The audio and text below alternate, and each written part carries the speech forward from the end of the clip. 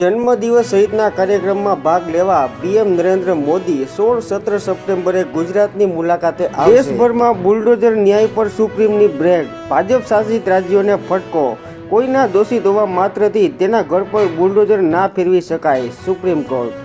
જાતિ આધારિત વસ્તી ગણતરીની તરફેણ કરી આરએસએસનો મોદી સરકારને આંચકો। બંગાળમાં બળાત્કારીને ફાંસીની સજા માટે આજે વિધાનસભામાં બિલ। સેબી વડા બુચને બેંકમાંથી નિવૃત્ત પછી કોઈ પગાર ચૂકવાયો નથી, આઈસીઆઈસીઆઈ। સુપ્રીમ કોર્ટે ખેડૂતોને શંભુ બોર્ડર પરથી હટાવવા સમિતિ રચી, ભૂતપૂર્વ ન્યાયાધીશના નેજા હેઠળ સમિતિની રચના કરાઈ। કેન્દ્રની ખેડૂતોને લાણી, ₹14,000 કરોડની 7 કૃષિ યોજનાને મંજૂરી। ભારે વરસાદની એક સિસ્ટમ ગઈ અને બીજી આવી, આજે રાજ્યમાં રેડ એલર્ટ। ભાજપના નેતાઓનો ખર્ચ અંબાજી ટ્રસ્ટને ચૂકવી આપવા ભાજપ ધારાસભ્યોના મત વિસ્તારમાં કોંગ્રેસ નાગરિકો પાસેથી દાન ઉઘરાવશે।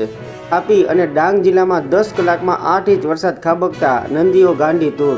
ભાજપ સમયસર નિર્ણય ન કરે તો ફરી શરદ પવાર સાથે જતા રહેવા ખડસેની ચીમકી। ડીપ ડિપ્રેશન ઇફેક્ટ, ભાવનગર જિલ્લામાં આજથી 2 દિવસ ભારે વરસાદની આગાહી।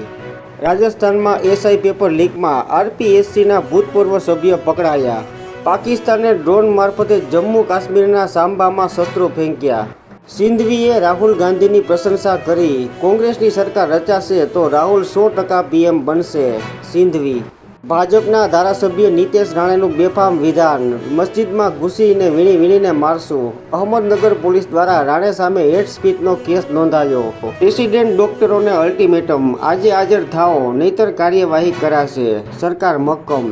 કોઈ પણ બોગસ સ્ટાઇપેન્ડમાં વધારો નહીં।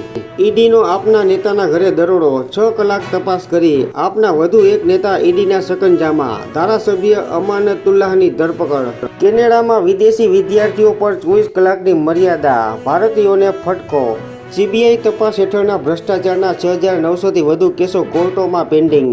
સુપ્રીમ કોર્ટનો રાજ્યોને તાત્કાલિક અમલનો આદેશ, હાઈવે પર બેફામ હંકારાતા વાહનોનું ઇલેક્ટ્રોનિક મોનિટરિંગ કરાશે।